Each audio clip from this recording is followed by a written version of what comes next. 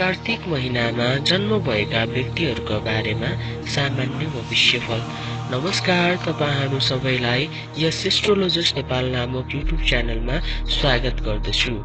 आज यस भिडियो मार्फत कार्तिक महिनामा जन्म भएका व्यक्तिहरूको बारेमा सामान्य भविष्यफल, रुचि, पेशा एवं भाग्यफलका बारेमा जानकारी लिएर आएको छु।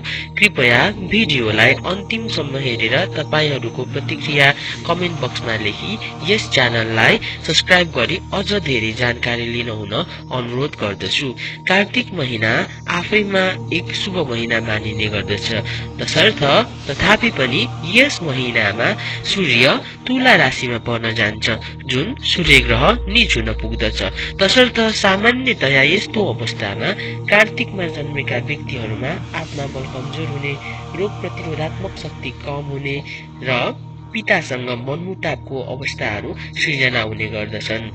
तथापि माथि उल्लेखित कुराहरू पूर्ण रूपमा लागू हुन सूर्यको उदयको अवस्था, सूर्यको डिग्री हेर्न आवश्यक हुन्छ। अब लागौं यस महिना जन्म भएका व्यक्तिहरूका सबल पक्षका बारेमा। यस महिना जन्म भएका व्यक्तिहरू बुद्धिमानी, जिज्ञासु स्वभावका, एग्रेसिभ स्वभावका हुने गर्दछन्। कर्मठ, धर्ममा निष्ठावान हुने गर्दछन्। एग्रेसिभ स्वभावका कारण वा रिसाव प्रवृत्तिले गर्दा उनीहरूको हुन आँटेको काम, बन्न आँटेको काम पनि बिग्रिन सक्छन्। यस महिना जन्म भएका व्यक्तिहरू धेरै पैसा कमाउने, धनवान एवं कर्ममा विश्वास राख्ने खालका हुन्छन्। मिजासिलो स्वभावका, धेरै गफ गर्ने स्वभावका हुन्छन्।